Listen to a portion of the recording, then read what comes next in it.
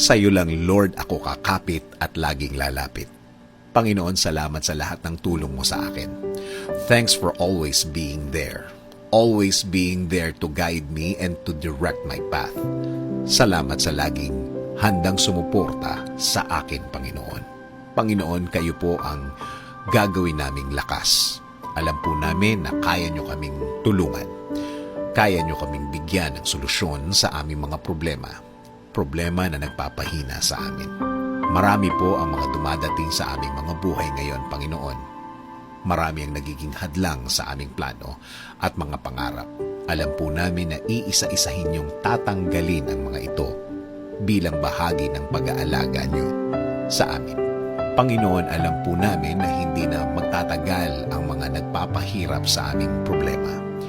We know these are just trials that will make us stronger as a believer. Hindi rin kami makikinig sa mundo na wala ng pag-asa ang aming kinalalagyan.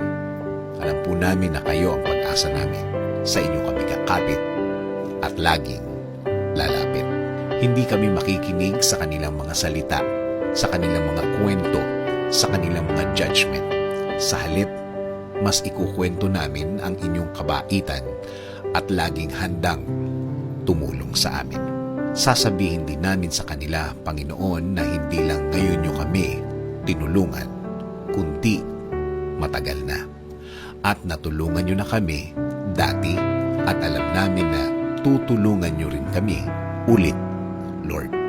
Kaya, Panginoon, the more na mas maraming problema ang dumadating, the more na sa inyo kami titingin at magko-concentrate kesa tumingin kami sa kinalalagyan namin. Mas titingin kami kung gaano kayo kalaki sa aming buhay. Alam namin, Lord, na ang mga araw na darating ay magiging iba. Ang mga araw na darating ay babago ng sitwasyon. Dahil alam namin, Panginoon, na uumpisahan nyo na ang pagtulong sa amin. Kaya ngayon pa lang, Panginoon, salamat. Maraming salamat, Panginoon. Lord, ikaw na ang bahala sa aking pamilya. Lagi niyo po silang alagaan at protektahan. Ikaw na rin ang bahala sa aming bayan, Lord. Tuluyan niyo pa rin pong i-bless at pagalingin ngayon at sa mga darating na araw. This is our prayer. In Jesus' name, Amen. Sabi nga sa Psalm 37:4-6, Delight yourself in the Lord, and He will give you the desires of your heart. Commit your way to the Lord. Trust in Him, and He will act.